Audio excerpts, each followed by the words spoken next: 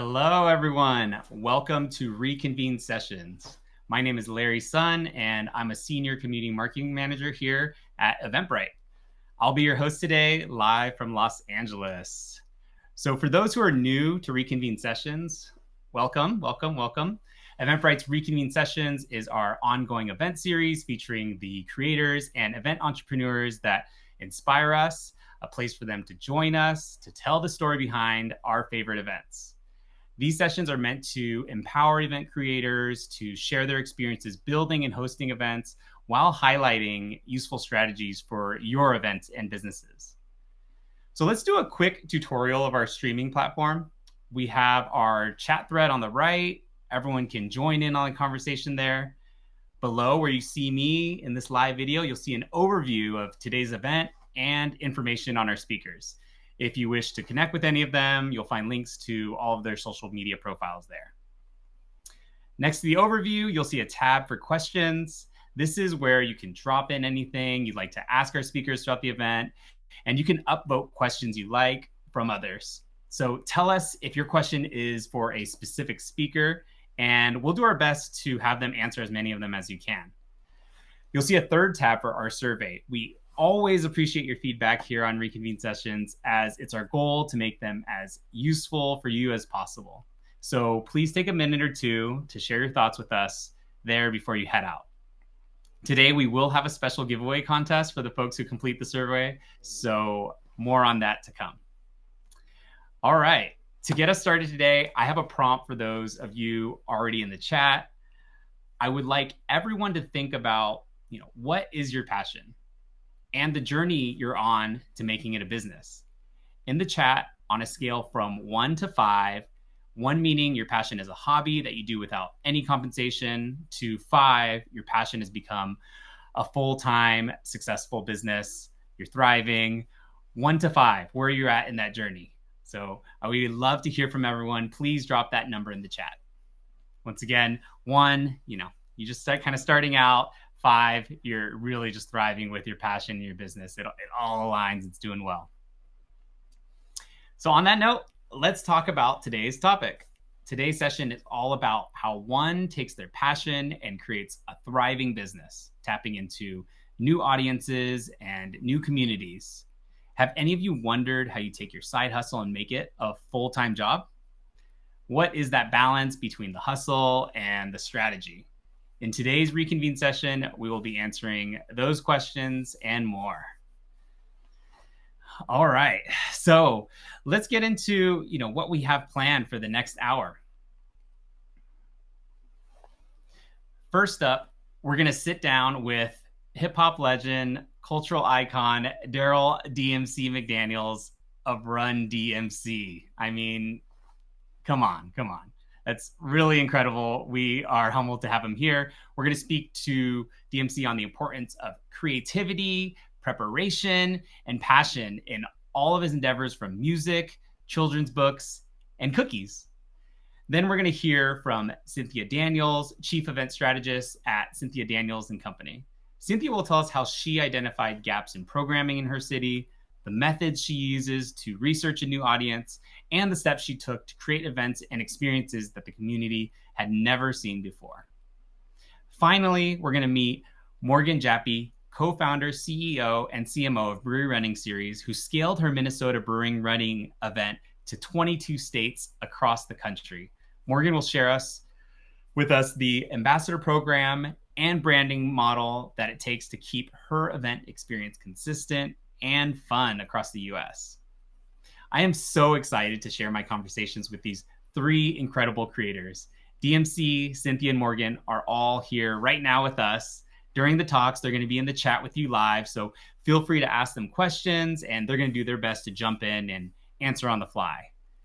After the interviews, DMC, Cynthia, and Morgan are going to join us for a live Q&A, so you don't want to miss that. So make sure you stick around. And I also want to acknowledge that everybody here, you all have a wealth of knowledge. There's so many great creators here in this chat right now. So I encourage you to connect and share your insights throughout today's event.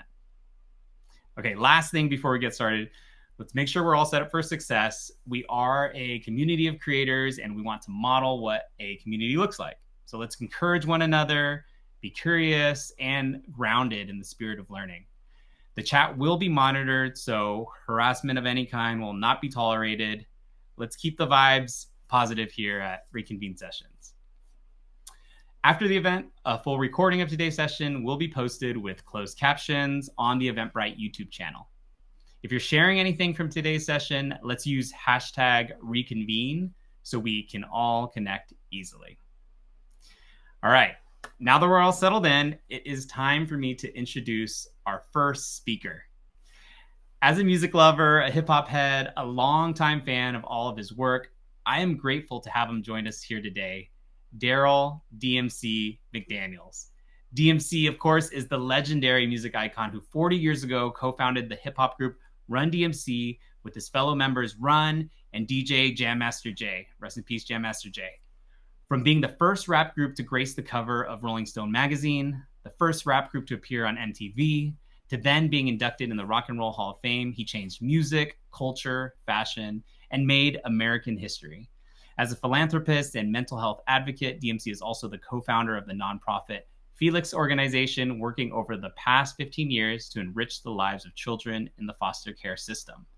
Continually creating, DMC has launched his own comic book company called Darryl Makes Comics, co-authored 2 top-selling autobiographies, and most recently released his first children's book entitled Darryl's Dream, a picture book about creativity, confidence, and finding your voice. We will be hosting a giveaway here later for 40 lucky people to win a free copy of Darryl's Dream. It's a beautifully illustrated book. Love it. So stay tuned today at the end of the session. Without further ado, let's welcome Darryl DMC McDaniels. DMC, we are honored to have you here on Reconvene Sessions. How are you? Thank you. Good to go. Good to go. Ready to rock. Amazing, amazing. So good to see you. Today, we're talking about how one takes their passion and makes it a successful business. I mean, for you, Run DMC has sold over 230 million records worldwide. You're in the Rock and Roll Hall of Fame. You're now an author of multiple books, most recently your children's book, Darryl's Dream. And of course, your influence on music and culture as a whole is massive and legendary. Given everything you've accomplished in your career, what would you say is your passion that keeps you going? The opportunity to create. Creativity. Creativity is the lifeblood, the heart, the soul of everything in existence. So just the opportunity to create. It's like when I go to speak at schools, I tell little kids, your finger painting that you did is always put on your refrigerator by your parents like it's a Picasso.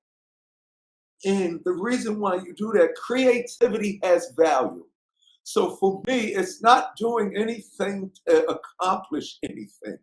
It's creating and doing something just for the joy of doing it.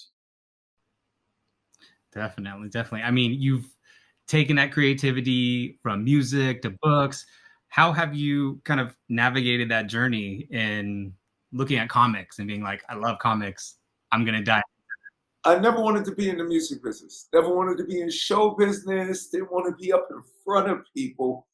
For me, when I first heard, when hip hop came over the bridge from the Bronx, this was like 75. Came over from the Bronx into Queens.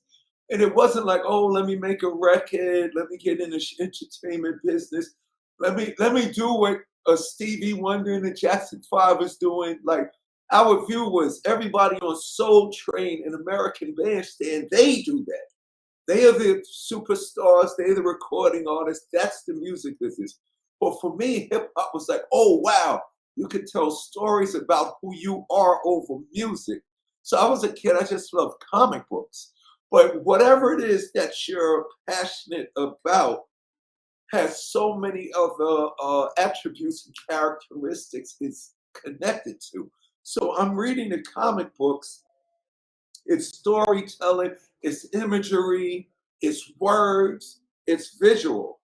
So when the music came over, it was easy for me to transition into songwriting because I had already got a crash course in understanding creative writing from the comic books. So if you're baking, if you're just a baker, you're baking for the joy of it. Right then and there, you're involved in the culinary arts. And then what comes of that? What you bake is you eat it. So if you eat, that means a billion other people are going to eat it. And then you're thinking, if a billion other people are going to eat it, you got a bunch of options. You could put this product in a store, or you could open up your own restaurant and have people come to you to get it. So when I was reading this comics, it was preparation, preparing me for another aspect or another thing that I didn't even know that was available to me. But when I got to that point, I was prepared. I always tell the children, preparation. Even when you go into school, I said school is important because it teaches you to learn and understand about this world that we live in so that you are prepared. So it was reading. It was reading first. It was reading. It was sight. It was visual. Then it was reading. Then it became vocal. Everything I was taking in, I had to let out. So music allowed me to let it out. No, that's amazing. I mean, it sounds like it was all these different senses, and you're taking that and Yes. really finding out what those creative avenues are where you can express Yes. all of that. And Because when you're that's looking at a visual, there's always a sound. Like people say, oh, that music was the soundtrack of my childhood. So it's funny. Life is like a movie. You know what I'm saying? It's so much. The thing that you're passionate about is connected to so many other experiences. no, definitely. It sounds like it's just universal. And like you said, you're good at baking and you take that and take it to the next level. A lot of the Yep. folks in our audience watching right now, they might be in one career and they're thinking about, well, how do I take my events to be my full time job? How do I take that side hustle to be my full time gig? What would you say for those folks that are in that point, in that turning point? Whatever your solid present foundation, occupation, or participation is, you can incorporate your side hustle or that other thing that you do into that. When you do that, it enhances your presence, your presentation, your product, or whatever it is that you're doing as from the foundational point. For instance, hip hop comes along. They was already doing hip hop. It made it to Queens. Now I want to do hip hop. But when I came into the hip hop that everybody was doing, once it got into a music business where there's competition and there's promotion and there's marketing, I didn't have the millions of dollars that a record company had.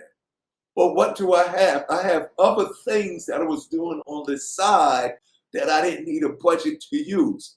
I come into hip hop. Oh, what's going to make me get heard, seen, and noticed in the midst of all this other greatness? I love rock and roll. I was a little kid. I didn't care about James Brown and Sly and the Family Stones and Aretha Franklin because I'm a kid. That's my mother's music.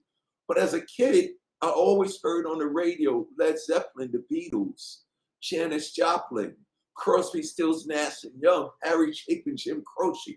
When I do my hip hop, I'm going to put a rock with it. Right then and there, I didn't need a billboard. I didn't need a radio ad. I just need to show up with what makes me unique while doing the same thing everybody else is doing. I use cookies as an example. In October, I'm launching my cookie company, Darryl Makes Cookies. So using cookies as an example, everybody makes chocolate chip cookies. What's going to make mine a little different? We add a little taste of vanilla. So to answer the question, whatever it is that you're doing in business, whatever it is that you're passionate about, don't be afraid to add that one unique thing that you might think might not work because that's the very thing that's going to make it work in the first place. Don't be afraid to be who you are with with your production or presentation. No, I love that. Daryl makes comics. Daryl makes cookies now. Cookies. That's incredible. Incredible. I mean, you have, of course, your super fans, you rally them anytime you're getting into a new endeavor. For folks who are watching, how do you tap into a new audience? How do you tap into new fans to really hear about your story and build that community? People want to be connected to things that they relate to. So to tap into a new fan, to bring in the new audience, for instance, the old school isn't a time period. Or back in the days, isn't a time period. It was a consciousness of this is how we did it back then. This is what you're doing now. But you understand every career, every job, every genre, there's a cycle, a period of time that repeats itself. So that's saying the old is new. So I can't connect with a new audience by coming in, acting like them, talking like them, trying to be them. Because they're going to look at me and say, that's not real. You know what I'm saying? You're not from 2023. But me talking about what I did in 1988, for instance, is different from what they do now. But we all go through anxiety, ups and downs, emotional, mental struggles. So you have to, every successful product or every successful presentation or creation, no matter old, new, or whatever, was always universally connected to a bigger audience because at the core level, we all go through the same things. Like I said, everybody was doing hip hop, but nobody was doing it with rock. But once I did the hip hop with rock, what did that do? That only wasn't, it was creative to the new people. Whoa, this is brilliant. But it made all the rock and roll people say, yo, this thing called hip hop that everybody hated, I could like this. So coming, it's like Nirvana, come as you are. If you come as you are, you can relate to young, old, black, white, but it doesn't matter. So don't be afraid to put your story in the presentation. Definitely. I mean, be authentic, be yourself. I mean, you have become the king of That, rock. that's what that means. Being authentic means I'm not trying to be Kanye West or Travis Scott. I'm gonna come as Darryl. I've been coming like Darryl since 12 years old. So now Travis Scott's fans is going, yo, I can relate to this guy DMC. He has a mother just like me. He wears sneakers. He might wear Adidas and I wear Nike, but they're still sneakers. So we have a lot of things that are in common. I think the most successful people aren't afraid to come as they are. Yeah, definitely. And something you mentioned was there's this journey, there's this process in everything that you're doing. And a lot of people don't see that process. There's an incredible amount of risk. There's that discipline you're putting into it. I mean, what's happening behind the scenes when you're working on your craft, whether it is music or comics, books, cookies, whatnot. I mean, how are you navigating that? How do you set goals for success? What does that look like? Yeah, nothing happens overnight. Now, it might seem overnight once you get to that point, and now everybody's paying attention. But what the world don't understand, it didn't happen now.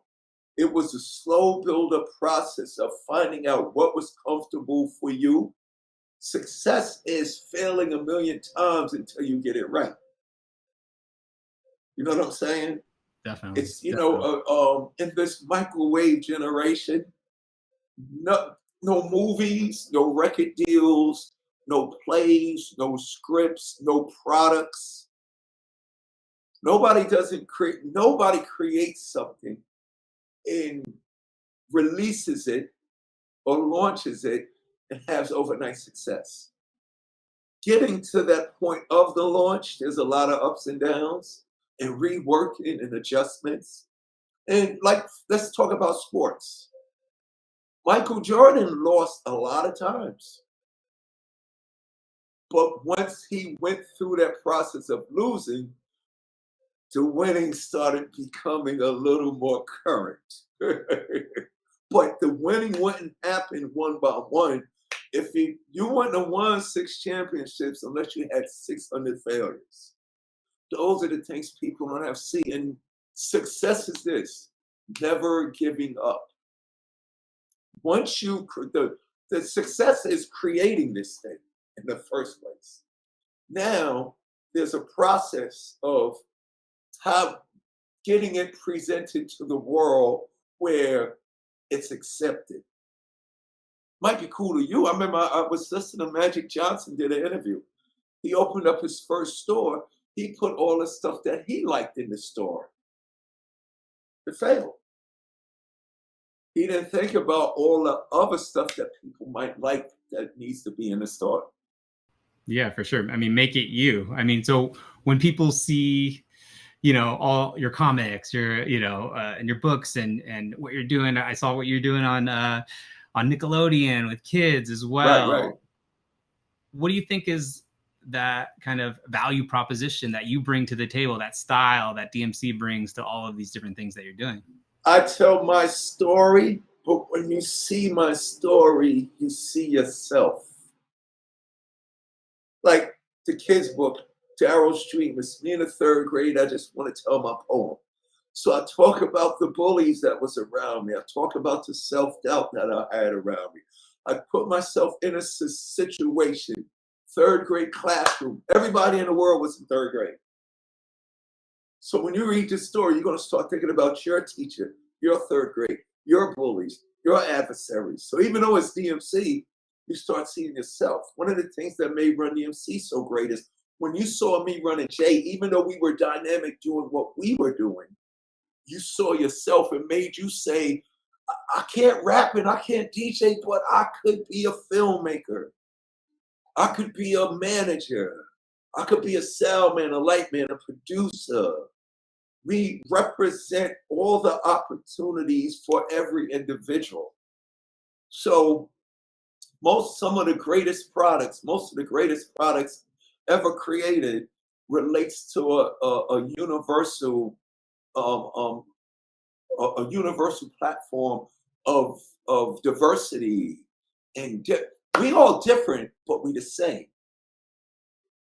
Chinese food, Italian food, and Jamaican food, it's different cultures, but it's food. Rock and roll, hip hop, and punk rock, different genres, but it's music. So when people saw Run DMC and JMS, man, I like the guy with the glasses. He reminds me of, I like that guy Run. He runs his mouth like my uncle that never shuts up. I like that guy Jay. He's like my brother, man. He's cool. He's like my father. So in my books, in my comic books, and in my music, like people say, yo, we listen to your music. There was always something about your rhymes that we was attracted to. And a lot of people that say that didn't know I was into comic books till the comic book came out. But then when they go back and listen to the records, crash through walls, come through floors, bust through ceilings, and knock down doors. Rappers don't do that. Superheroes do that. But I was saying these things while rapping, and there was something different about me that they could connect to. And now when they say, oh, the Easter eggs were there the whole time. The son of Biford, the son of Odin, Thor is the son of Odin. So in my comic books and in my children's book and in my music, I'm just telling my story, but your story is just like mine. It's just different scenarios and different situations, but it's all the same ingredients. Life has all the same ingredients. Musicians, cooks, artists, builders. I talk to so many people from different careers, and we all do the same thing. You sit down, you plan, you create it. The same way a baker bakes is the same way I write songs. People ask me, what's easier, writing a song or writing a comic book? It's the same thing. but I was prepared to write the comic books because I was already telling stories. It's Christmas time in Hollis, Queens. Mom's Cooking Chicken is visual and it's audio. So to put, the George Foreman grill, that thing was so successful because, of course, it was Big George.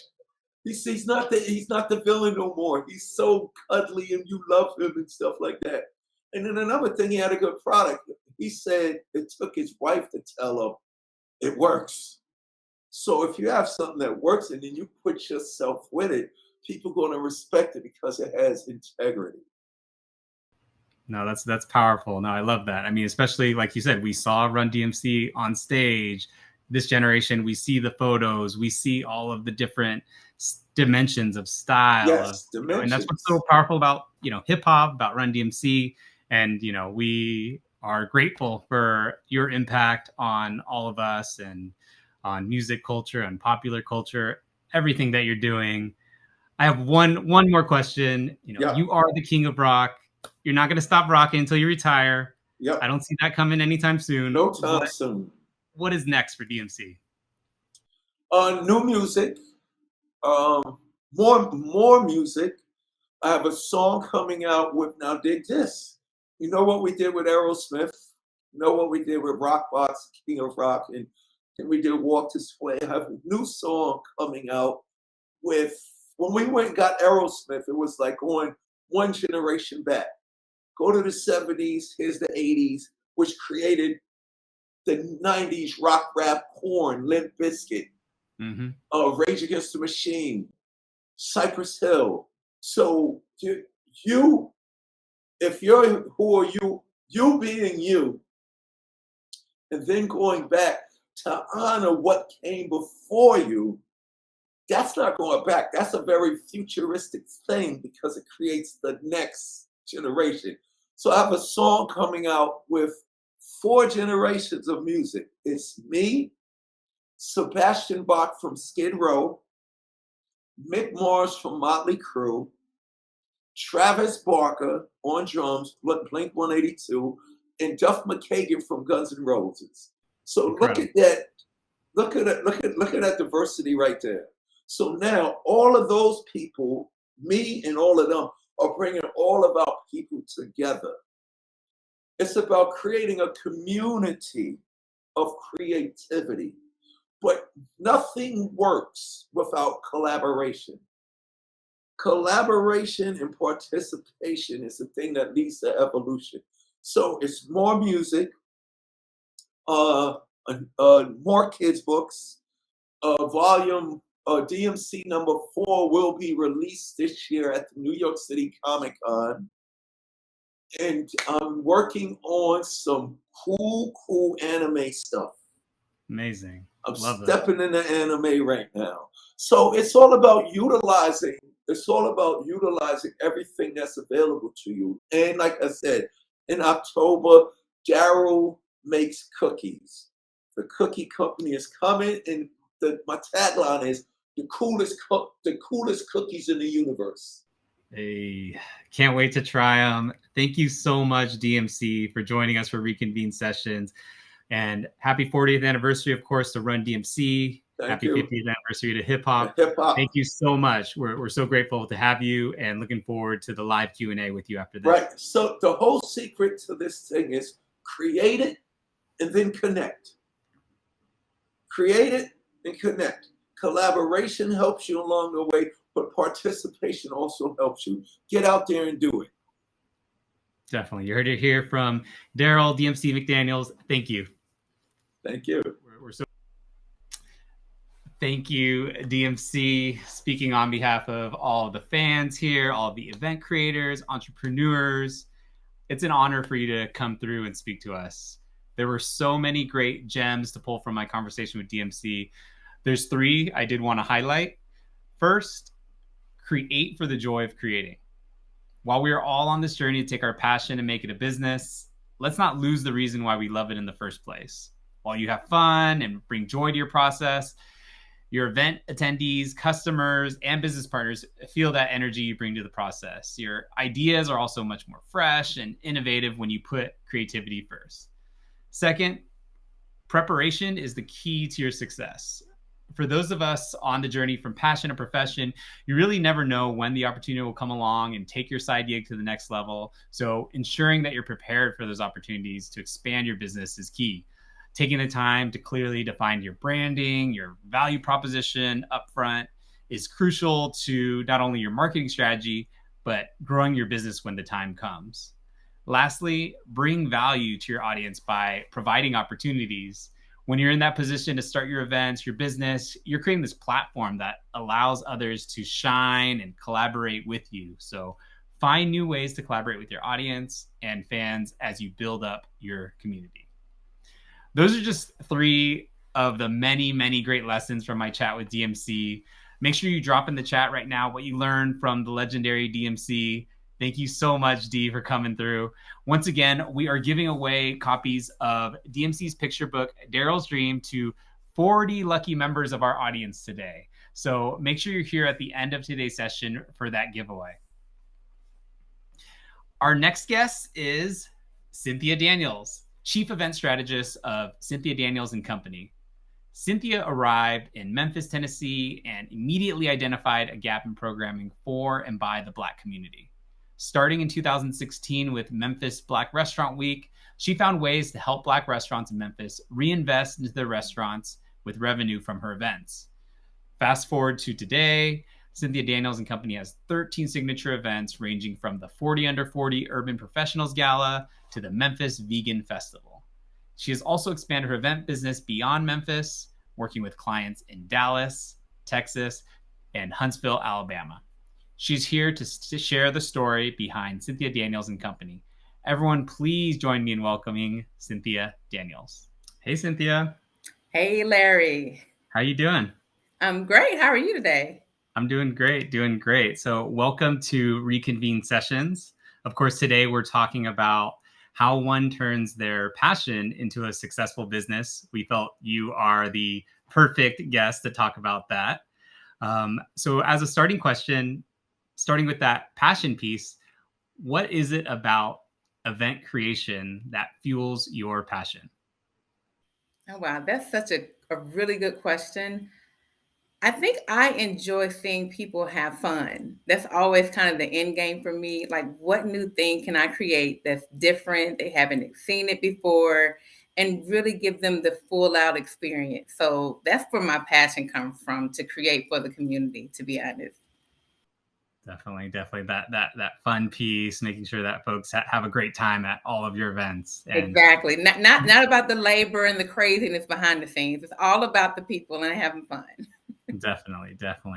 Well, on that note, tell us more about Cynthia Daniels and Co. events, CD and Co. for short. Would love to hear all about what you're up to in Memphis. So Cynthia Daniels and Company events has been around for 6 years now. Coming to Memphis, I came here with an HR background. So I want to share that with people first, especially if you're trying to figure things out. I never had experience in events, but coming to Memphis, I really saw a need to create fun, cool things in the African American community. So I really pride myself that we have 13 signature events. Some are festivals, we have galas, we have concerts, we have food events, and we really just try to create something unique for all ages so people can really enjoy fun things that they've never experienced. For instance, in the city of Memphis, I did a Memphis Vegan Festival where I had over 4,000 people. Who would think that vegans are in Memphis? But I saw the need coming out of the pandemic. I recognized people wanted to eat healthier. And so that event is one of my newer ones that has really been successful as well. So it's really about creating things that people haven't seen and not being afraid to just try it out. Yeah, definitely. I mean, with the Memphis Vegan Festival, you really had to identify a new audience and create a food event that never existed in Memphis. What role does that research and innovation play in keeping your business successful? So first, you really want to gauge from your audience, is this something that you guys want to see?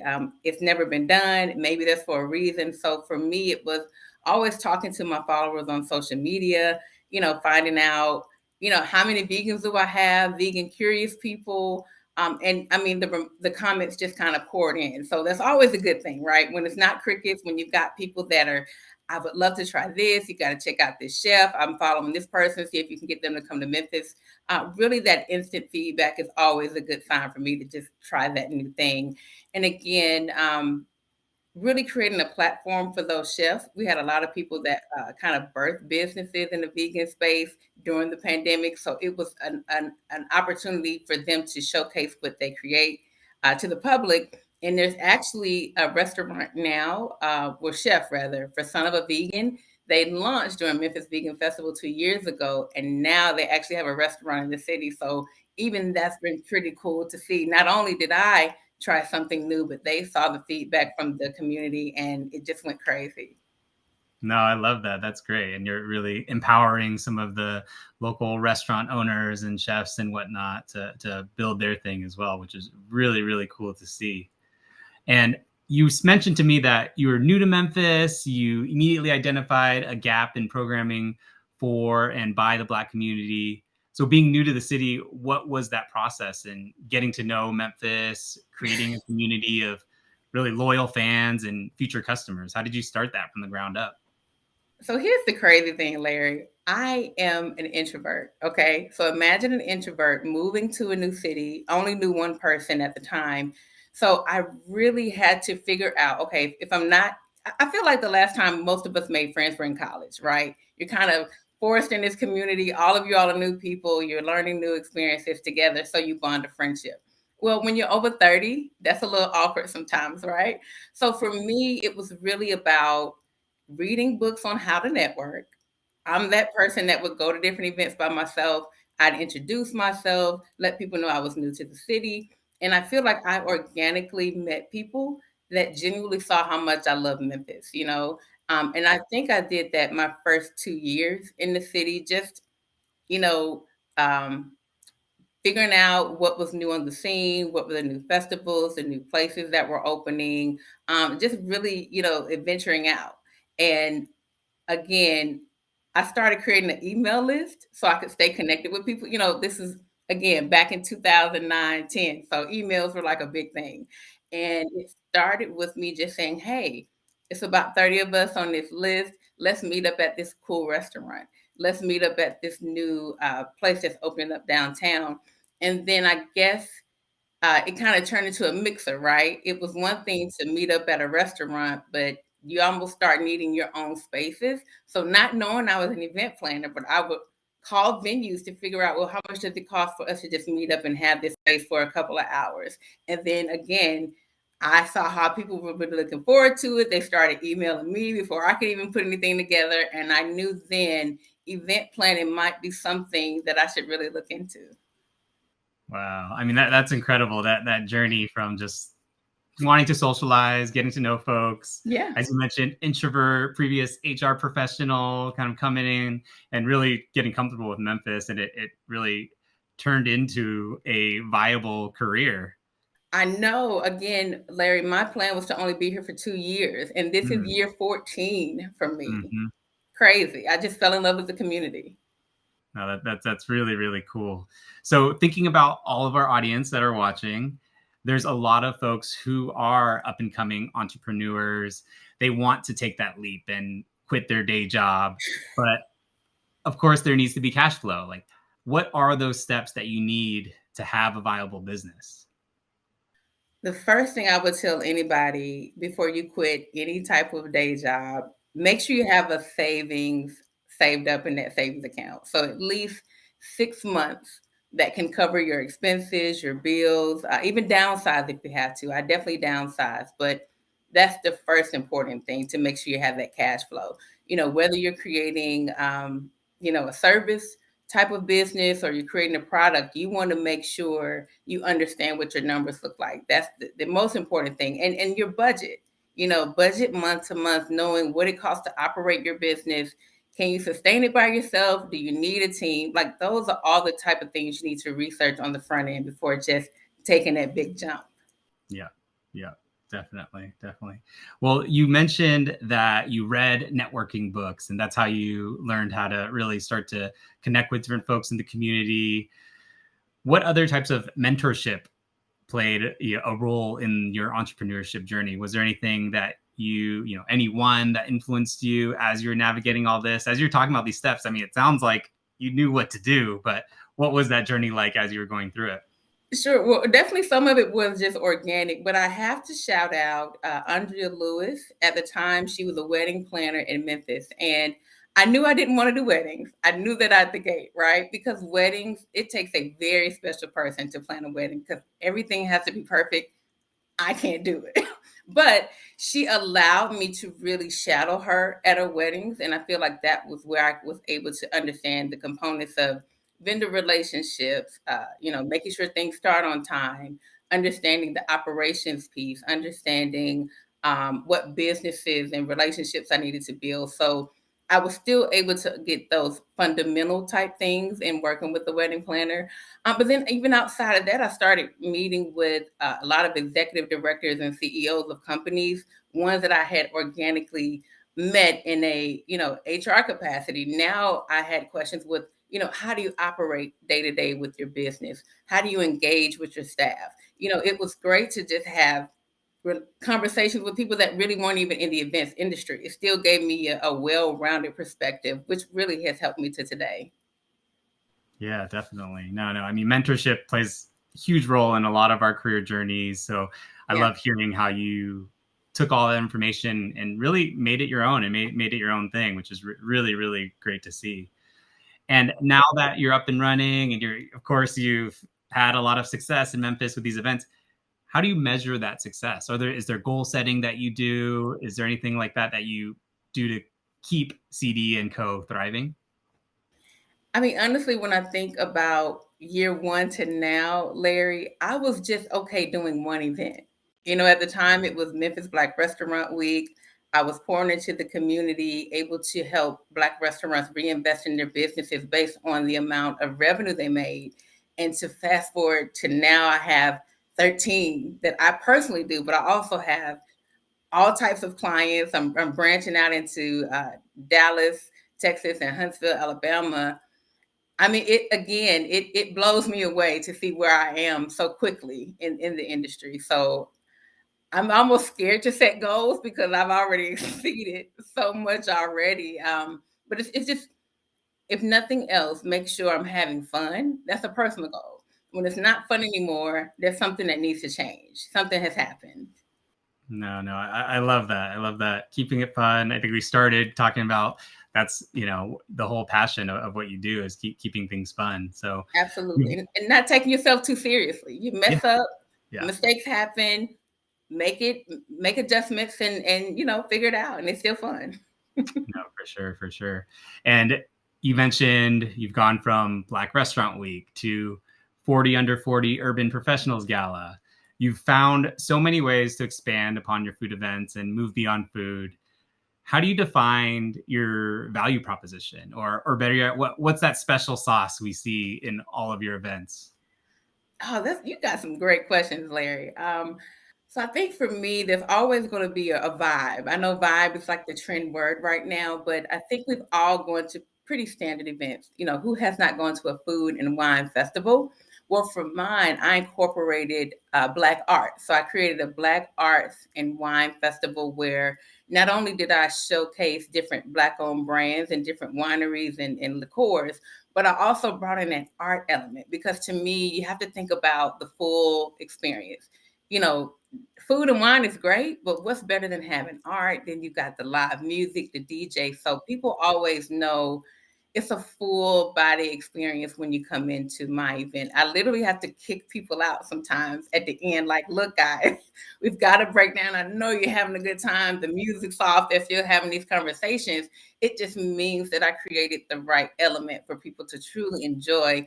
And I think people know that all ages can come. I mean, again, I'm in my 40s, but I have followers as young as 25 that come. I have some that are in their early 60s. So I love that I create things for all ages and people feel comfortable coming at any age. No, I love that. I mean, it's always a good sign if folks are sticking around afterwards and you just have to tell them you don't have to go home, but you can't stay Gotta get here. out of here. Party's over. Well, on that note, I really wanted to thank you for your time today here at Reconvene Sessions and all of the tips that you gave for everybody here that's watching on how to take their passion and make it a successful business like yours. So thank you so much, Cynthia. We look forward to the live Q&A with our audience coming up. And thank you again for the opportunity. It's been a blast. Thank you so much, Cynthia. It was a pleasure sitting down with Cynthia Daniels. I see in the chat, vibes are high. Love all of the energy that's going on right now. But thank you, Cynthia, for sharing your story. I wanted to share 3 of my favorite takeaways from our conversation. First, empower local partners by using your programs as a platform for showcasing their ideas, products, and services. Memphis Black Restaurant Week launched Cynthia's event business, but also empowered the other businesses in her area, creating partnerships that can continue to grow throughout her career. Invest in the relationships with new vendors, performers, DJs, and make your future events something that both your attendees and future vendors want to be a part of. Next, use social media before planning an event. Talk to, understand your audience before investing the time, money, and resources into a new event idea. Utilizing Instagram polls and questions really help you feel out whether or not your event is something your audience will want to attend. Lastly, create experiences that people haven't seen before and build on what resonates. Once you have done the research to understand your audience and local community, try those new ideas and see what works. As Cynthia shared with us, she never imagined having 13 different signature events, but she did her research, tried and tested new things, then iterated until her business grew to what it is today. So thank you again, Cynthia Daniels. For everyone watching, please drop in the chat any of your takeaways from our conversation with Cynthia. Thank you. Now, to welcome our last speaker before we go into our live Q&A, I would like to welcome Morgan Jappe, co-founder, CEO, and CMO of Brewery Running Series. Morgan, based in Minnesota, founded Brewery Running Series as a way to combine both of her interests as a casual runner and a fan of craft beer. Morgan's first event in 2012 was a 5K run at a brewery. Brewery Running Series is now hosted in 22 states across the country with hundreds of events happening every year. Morgan is here to share her insights, strategy, and steps it took to create and expand Brewery Running Series. Welcome, Morgan Jappe. Hey, Morgan, how are you? Hey, doing good. Thanks, Larry. How are you? I'm doing great, Welcome to Reconvene Sessions. Today, we are talking about, of course, how one's passion transitions to a business. So what would you say you are most passionate about? My passion is definitely bringing people together for a fun experience. I have a background in the arts. I was a performer. That transcends to those days as a server bartender trying to pay the bills to background with agencies doing brand and experience design to these events that we organize now. My fun comes from getting people together. Awesome, definitely. Well, I mean, paying the bills and turning that passion into a business is what we're talking about today, which brings us, of course, to your event, Brewery Running Series. Why don't you tell us more about your event? Sure.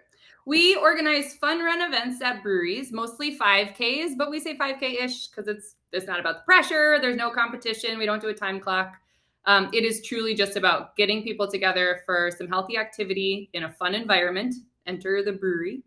And because of the events, we're able to give back to local nonprofits. So bring that full circle. We've got an event model that can happen anywhere there's a brewery. Oh, that's so cool. And where have you expanded this event? Of course, I know that you've expanded beyond where you're located, but would love to hear about Brewery Running Series and the growth that's happened across the U.S. Yeah, so we started in Minnesota. I'm from Colorado originally. Have moved around a little bit, but have been here in the Twin Cities area for the last 12 years now. And we started with one event in Minneapolis. It was a 5K in celebration of Global Running Day at a fairly new brewery in town, Fulton Brewery, for anyone who might be familiar.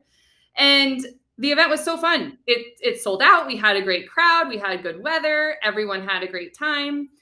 And it just so happened that Minnesota had passed a law making it easier for breweries to open. So we really quickly went from one event to 7 to 17 to 27 across the state of Minnesota, mostly in the Twin Cities area, but it gave us an excuse to check out a brewery in the suburbs, to get out of town to Duluth. And once we started to feel out how that grew in our state, my business partner and I, Nate, sat down and said, this could go anywhere. So being from Colorado, that was an easy fit. We had friends on the West Coast in Portland area. And so we start to build a package that said, here's what we're doing. Here's how we could support you doing these events in your area. And then it, again, snowballed. We're now in 22 states and counting. Some add all the time, and over 300 events per year. Wow. That's incredible. 22 states. So you're almost halfway through getting across the US and setting up brewery running series everywhere, which is incredible. So it brings me to my next question. How did you decide on what cities to grow to? It sounds like you've covered a lot of the US map, but what was that strategy and how that really aligned with any kind of ambassador strategy that you've implemented? Well, places like Denver, Colorado, not only were a natural fit because we knew people there, but it was, that's an easy place to say the worlds of beer and running go together. Portland, Oregon, same thing on the list. You got a lot of breweries, you got a lot of active people. Let's put them together. That said, I would say in terms of strategy or where we wanted to go, really kind of came about because people wanted to bring these events to their area. The more places we were in, the more people had experienced it or had friends that had been a part of the events. And places like Chicago and Austin and Orlando, it was because people had participated or heard about it and wanted to bring these events back to their area. Then we worked closely with them to get them up and running. So less of let's be strategic of where we're going and more about who wants to do these, how can we help? Yeah, definitely. I mean, you speak about it so casually, like it sounds like it was something that happened really organic, but I'm sure that it was a huge undertaking to get to where you're at now. There are so many event creators in this audience that are solo event creators trying to take that passion, make it a business. Can you tell us about maybe what is the franchise model or that ambassador program that you've used to scale brewery running series so smoothly across the US? It's a constant work in progress. I'll say that transparently. I think one of our goals, myself and my business partner Nate's goals as a small business, as a growing business, as a group of people trying to figure it out, is that we understand that it's constant evolution. And with each location, with each owner that we're working on, we're improving how we get people the things that they need to organize these events. Our focus is on the experience. So we really work closely with someone who has the right passion to organize events in their area, and then get them the resources they need: a website, logos, marketing materials, t-shirts. We support in whatever area is needed and try to keep the energy on what we can't do in 22 cities across the country, which is be there in person. Each of our state owners really prides themselves in what they're doing. And that's with our support. We work closely to onboard and try to get everybody up to speed of who we are, how we got started, how we've grown, what we want to support them create in their area. But we really give independence to each owner in saying, like, these are your events. You're the face of it. You're the person managing the day-to-day, the relationships in your area. Your feet are on the ground doing all the work. And it's just us helping give the tools that you need. No, that's incredible. I mean, it sounds like if you have the energy and the passion to do it, Brewery Running Series will give you everything you need to make sure that everybody's going to have a great time, that it's going to align with that experience that you created in all these different cities. And I could imagine that's really hard to keep that branding consistent. So it sounds like there's some kind of like orientation packet that you're providing. Yes. With each new owner, we work closely for months with weekly calls and really detailed overviews of not only the brand and how we try to represent Brewery Running Series, but what the event experience is. Like what are they doing there, and what are the tools that we provide that help them do that job? That's everything from contracts with their partners to how to build a course map to insurance. A lot of the logistics and details that we help facilitate from a bigger brand headquarter level, so that they can focus on the important work in our eyes, which is getting people together for a run and a beer. No, I love that. It's more than just onboarding them to Brewery Running Series. You're really giving them the how-to to take that side hustle, that passion, and make it a job, which is really, really cool that you're sharing all those gems and all those tips with everybody that's interested in being part of Brewery Running Series. So that's really, really rewarding, I'm sure. And it brings me to my next question is, how do you kind of empower this team on a people management level? How do you keep in touch? What does that communication flow look like in order to check in with everybody? Yeah, we try to use all the tools available these days. We've had a national Slack channel for years that focuses not only on a local area or a regional area, but also we have 36 owners, and we may as well all communicate and share ideas and, swap stories and try to support each other. So we use regular communications on Slack. We do try to host information sessions where someone can log in and get some brand updates. And we try to get together whenever we can, usually once a year, or there's some that will travel and it's just a good excuse to pop in and say hello. But building friendships across teams has really helped people feel like they're part of something bigger and proud to share what they've created. Definitely, I'm sure. And how do you measure success with all of these cities? Great question. I think that was something really important to us from the beginning, is what are we trying to do here? And I think Nate and I sat down pretty early on and said, let's see what we can do. It wasn't about a bottom line. It wasn't about revenue. It was about putting on some fun events that we enjoyed. And we said, as long as we're having fun, we'll do it. Whenever we stop having fun, we might change. So 11 years in, still having fun. And the fact that we've been able to see a nice profit and to see the business grow is really supportive. I think we sit down in that same genuine spirit with each owner and say, you're organizing these events in your area. This is your time and your decision-making to say, I want to host a couple, I want to host 20, I want to go big. We want to support whatever they're up for. And I think we've seen enough evidence that all of that to us is successful. And the idea that you could do one event or 40 in a season and still feel good about it counts. That's incredible. I mean, the theme that I'm hearing across running Brewery Running Series and being a runner participating is that it's fun. It's fun all around, that you're having a great time doing it. I really loved hearing about your drive, your passion, inspiration that's made Brewery Running Series so successful across 22 states in the US. So really applaud that. It's really incredible. So wanted to thank you, Morgan, for being on Reconvene Sessions. And of course, stay tuned for our live and Q&A with our audience. Thanks so much for having us. Thank you, Morgan. It was really incredible to see your event, so many cities and states, and really how you manage the brand and your growing team. And thanks to everybody in the chat. I see you all kind of dropping in, the good vibes there and all of your insights throughout. So really, really love engaging with everybody here. But here are 3 insights from my conversation with Morgan. Number 1 is to present each new partner with ample information and orientation to keep your event brand consistent. If you're expanding your event beyond your city, create a plan to onboard your ambassadors so that the feeling of your event and the key differentiators of what makes it special are there, no matter what venue, city, or state your audience is in.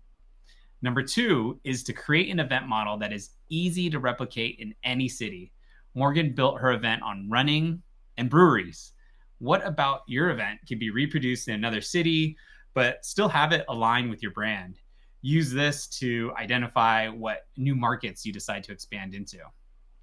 last but definitely not least, focus on building an unforgettable experience. Keep it fun.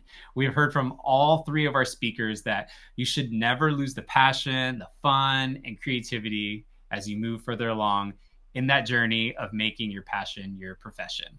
So thank you so much. Thank you again, Morgan. Thanks everybody in the chat. So we are just about to bring all three of our guests onto our virtual stage so we can ask them some of your questions. If you haven't already, please start dropping in your questions in the tab below this video. In the meantime, while our speakers are getting set, I wanted to mention our post-event survey with our giveaway for a free copy of DMC's picture book, Darryl's Dream. So for our survey, we would really appreciate your feedback on today's session so we can continue to improve and make these useful for all event creators and entrepreneurs, wherever you're at. Please take a look at the survey tab below me and take just 1 minute to answer a few questions before you head out. And this is how the giveaway is going to work. So 40 lucky survey winners will be selected from the survey responses to receive a copy of Darryl's Dream, DMC's beautifully illustrated picture book about creativity, confidence, and finding your voice. It's a really incredible book. The story, the illustrations are amazing. So please answer the survey. We're going to pick 40 lucky winners to receive a copy of the book. So now that we have all of our questions marinating in the chat, let's bring out our speakers. I would like to welcome Cynthia Daniels, Morgan Jappe, and of course, Darryl DMC McDaniels. Give it up, give it up. Welcome, welcome. How y'all doing? Amazing. Amazing, incredible, awesome. Well, thank you for joining us. As you probably saw, I mean, the chat was firing off. Folks were getting inspired. I'll start with DMC. So, people were just so inspired by everything you're talking about, throughout all the phases of your career, what you're doing. You mentioned a lot about speaking to children. Somebody asked, Sonia Meadows asked, how do we get DMC to speak at our school? Propel Schools in Pittsburgh, Pennsylvania.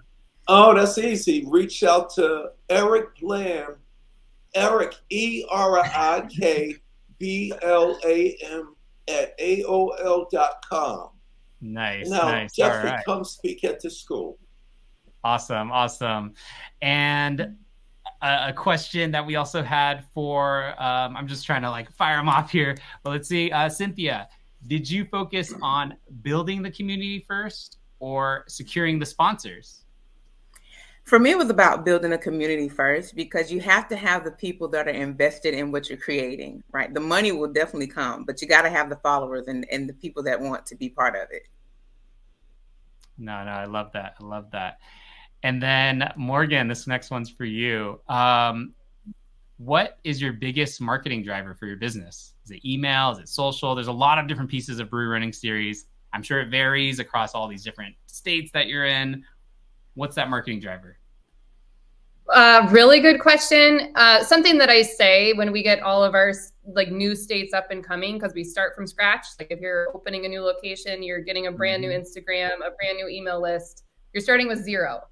So yes, email is important. Yes, social media is important. But honestly, we start, and so much of our marketing in general as we go on is face to face. Something that we really do well is be local. We're in your neighborhood. We go to the breweries that you go to as a participant. So being able to connect with people in person and get that word of mouth from them is honestly our best marketing driver 10 times over. Yeah, I mean, I'm seeing a lot of connections with what everybody's saying is community and really just being in touch with the people. And I see that in all of our conversations. DMC, I have a question from Vanessa Flowers. How did you know you had something special to give the world? I didn't know that I had anything special. Anything that is impacting the world or creating to impact the world, somebody close to you always notices it. Like I said, I never wanted to be in show business. I was just writing my raps for me. Right. I right. was pretending to be Grandmaster Flash in the Furious Five. Didn't want to be him. I don't want to be in front of nobody. Cynthia, I'm like you. I'm an introvert. But I was writing the rhymes, and my partner, Joseph Simmons, who we went to the same Catholic elementary school, but we never hung out. But he came over to my house one day to play basketball, and he found my rhyme book, and it was like my diary. I was like, "Give that back! You can't read that." And he was like, "No, no," he wanted, and he started reading my rhymes, and he says to me, "D, you wrote this?" And I was like, "Yeah, it's a hobby." He said, "This is really good." And he looked at me and said, "Whenever I form a group," because he wanted to really do it. He was already touring with Curtis Blow. Russell Simmons, his brother, was already managing and promoting hip hop in New York City. Like the way hip hop is now around the world, it was like that in New York City in the 70s and 80s. The world just didn't know about it. But Run looked at it and said, "D, this is really good." It's like the little Darryl in my kid's book, Darryl's Dream. When my teacher says, "Darryl, this poem is really good. You should recite it at the school talent contest." And I was like, "Really?" So I didn't know, but somebody else saw that it was worth. And then once I got on stage with Run and started realizing, oh, shoot, it must be something because everybody else likes it. I mean, that's incredible. I mean, I have to stop for a moment. I mean, we just had DMC here breaking down the origin of Run DMC. Yeah, that's how it started. I mean, this is powerful. I mean, 40 years ago it happened. So I mean, we gotta recognize like that. So to people out there, don't be ashamed to share your food, your product, your event. Get out there and just present it. Yep. Definitely. Just be out there. So, yeah. I mean, we are grateful that you and Run met up that day after school. I mean, you changed the course of history with that one. So thank you so much. I would say this next question, I'll go back to Cynthia. So what is the best way to engage and develop a community? That's coming from Bahati Benjamin. I think it goes back to the basics of actually getting in front of people and having conversations. I know we're in this tech world and social media is key, but there's nothing better than a genuine connection that leaves a lasting impression. And in that follow-up, staying connected with them and just meeting additional like-minded people, putting yourself in those places where you want to meet fellow people and the ones that can be your potential clients in the future. Yeah, definitely. I mean, speaking of meeting, we have all three of you here. I mean, I saw in the chat, I was like, what does a Cynthia and Daniel's Brewery running series event with DMC performing look like? We have such a good group here, exactly. The energy, with the three I've already planned it. I already planned it out in my head when Morgan's video was going. I got it later. Amazing. No, I mean, we feel it. We see it all coming to life. So you all kind of gave us the steps to make it happen, and yeah, it's incredible. All right, next question, Morgan. What is the biggest event you have ever had? That's from Lamonte Stennis. Well, the biggest event we've had is all relative to the size of the brewery. So we have a half marathon in Colorado. They've got a really big space. So we broached 850, 900 runners at a time. Wow. But it's important to say, I think one of our keys of success especially if I don't know if there's other running, road race, maybe bike event organizers, getting people on the road is a lot. You have to file permits, you got to block roads, you got to work with police. And so things that we have been able to negotiate better is because our crowd size is a couple hundred people at a time instead of thousands of people at a time. So we operate more like a run club instead of a massive race taking over the streets. And that's helped us. It keeps costs low, it keeps team down. We can really organize effectively multiple events per year. 300 events per year in that manner because we're relative to the size of the tap room. Wow. No, that's incredible. It's huge. Next question from Jenny Brown. So, this is really for anybody, but maybe I'll direct it to DMC, but really she's thinking about how do you carve a new market and find customers in an unexpected place? It's really challenging. In the beginning, how do you know that you're onto something with an idea versus an idea that really might not take off? Right. I didn't just wake up and say, "Oh, my next venture is going to be cookies." Like a lot of, especially the hip hop people, they have a habit of thinking they can do everything. You know what I'm saying? We're going to do clothes and we're going to do record companies, and they go into other stuff, and a lot of it fails. But for me, the cookie thing came about, first of all, because I love cookies. And it's a funny story. I'm always at events, concerts, movie sets, and there's always a craft table, the snack table with the stuff you shouldn't eat, the candy, the cookies and stuff like that. So when I go to the table, the Kit Kats and the M&Ms and stuff is cool, but I always go to the cookies. And when I would go to the cookies, I would always notice that the chocolate chips was gone. And then there are probably 3 sugar cookies left. And then when the chocolate chips is gone and the sugar cookies, there's the oatmeal cookies sitting there. So that was always my choice. And I started always since 83, since I've been on the road, because I love cookies. I don't care. It don't have to be chocolate chip. I fell in love with oatmeal cookies. But then about 7 or 8 years ago, I was at an event for my Felix organization with the foster kids. And at all of these events, Cynthia and Morgan, you can understand this because, somebody's always bringing a new product in. Yeah. You know what I'm saying? Whatever, a new wine, a new beer, whatever, a new brew or whatever. So at events, we have people that bring in chocolate. We have people bringing cookies. So at one event, this lady brought in cupcakes and cookies.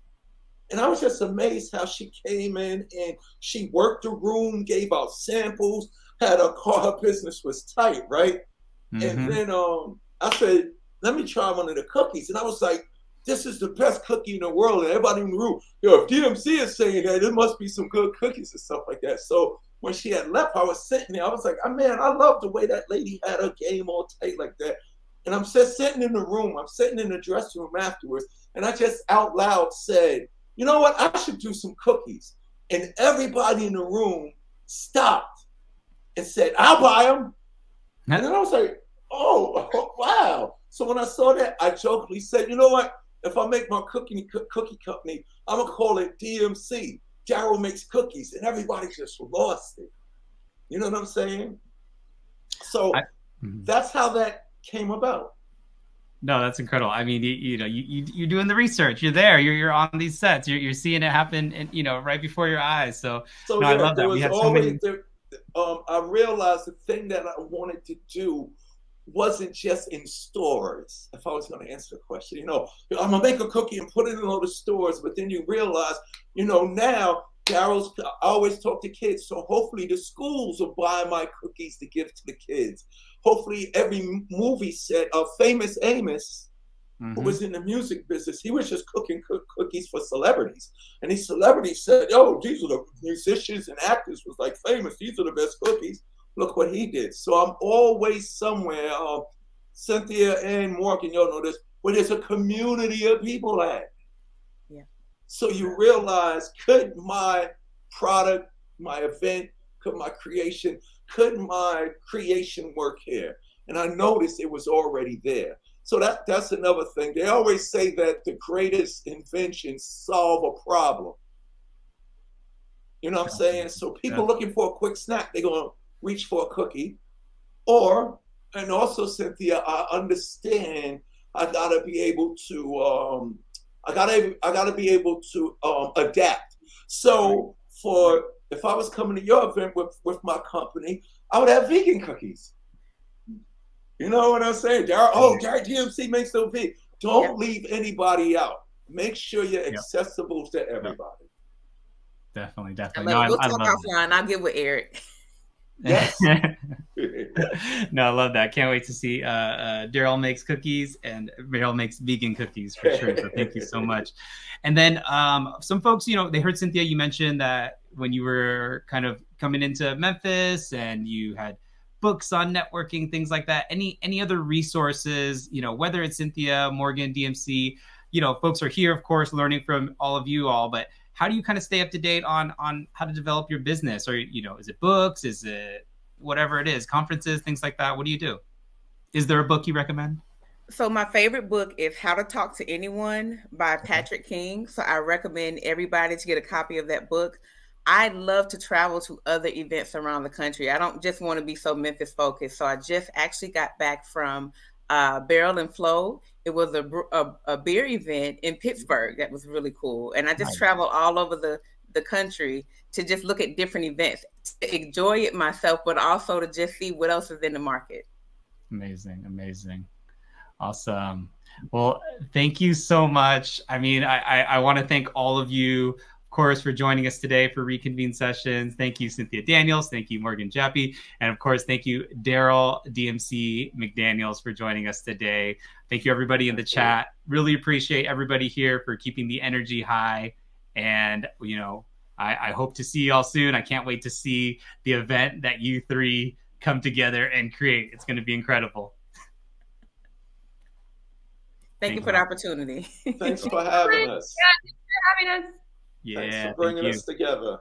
Amazing, amazing. So as our speakers head out, let's give it up for everybody who joined us today. Thank you so much for joining us. Thank you for sharing your story. And of course, all of the helpful tips and strategies throughout our conversation. So everyone, please give them a follow on socials.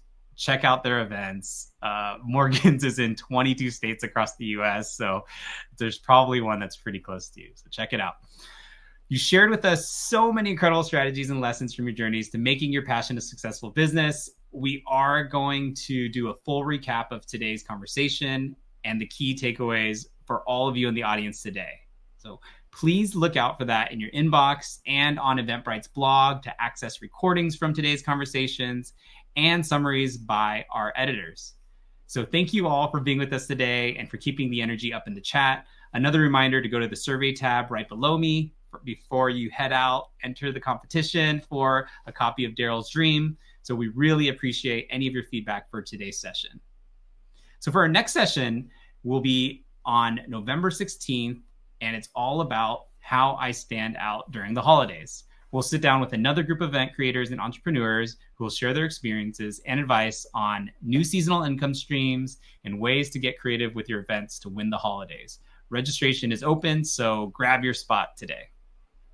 If you plan on sharing your experience today on social media, which we hope you do, please use the hashtag Reconvene so we can all share the energy of this session. And if you have any questions related to the Eventbrite platform, please check out our help center for answers to all of your technical needs.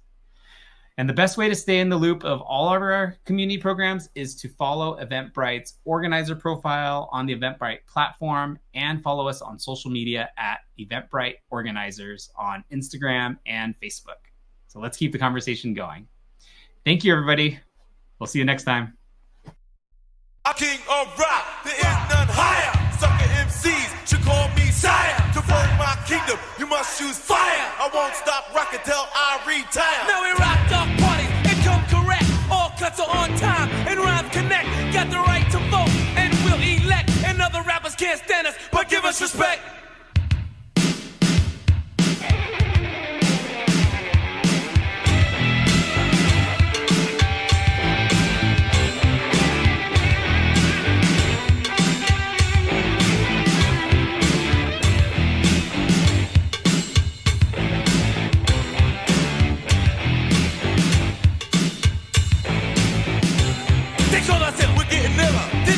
Chiller. It's not Michael Jackson, and this is not Thriller. It's one death rapper. I know I can hang. I'm Reverend Run DMC, like Cooper Cool in the gang. Roll to the rock, rock to the roll. DMC stands for devastating like control. You can't touch me with a 10-foot pole, and I even made the devil sell me his soul.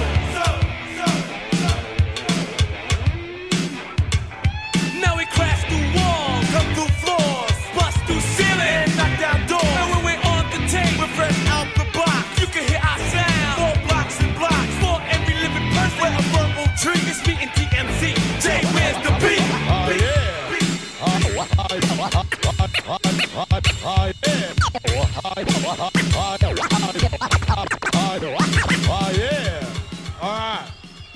All right, check this out. 1, 2, 3, in the place to be, as it is plain to see. He is DJ Run, and I am DMC. Funky Fresh for 1983. DJ Jam Master J. Inside the place with all the bass. He leaves without a trace. And he came here tonight to get on your case. And we are the crush grooving, the body moving, the record making, and the record breaking. And it goes a little something like this.